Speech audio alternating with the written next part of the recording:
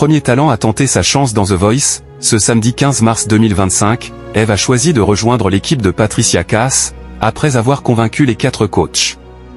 Une décision qu'elle a par la suite regrettée. Les aficionados de The Voice ont retrouvé l'émission, ce samedi 15 mars 2025, pour une nouvelle session d'audition à l'aveugle. De retour en poste après 3 ans d'absence, Florent Pagny a avoué à Ciné Télé Revue avoir été surpris par les talents cette saison. Nous avons été étonnés par la qualité d'interprétation et la maîtrise vocale des talents. Point.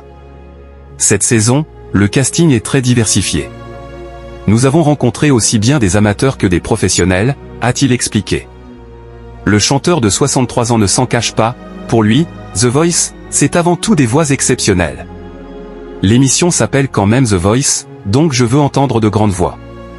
Le côté urbain, que je connais peut-être moins, mais que j'apprécie, peut parfois être transformé pour aller vers quelque chose de plus lyrique, a-t-il ajouté. À ses côtés cette année, Vianney, toujours fidèle au poste, mais également Patricia Cass, qui revient sur le devant de la scène après 8 ans d'absence.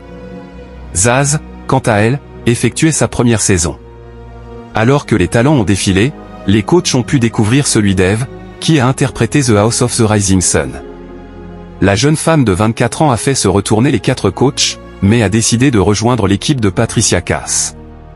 Pourtant, lors d'une interview accordée à Europe 1, Eve a avoué qu'elle regrettait d'avoir choisi la chanteuse. Honnêtement, je ne l'avais pas en tête avant de passer les auditions.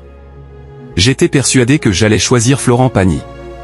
Mais une fois sur le plateau, on se retrouve face à des êtres humains, à leurs énergies, et des choses se passent.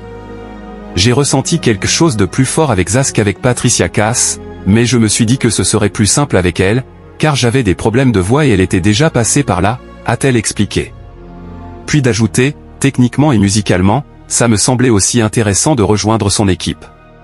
Finalement, je le regrette. Je n'aurais pas dû faire ce choix.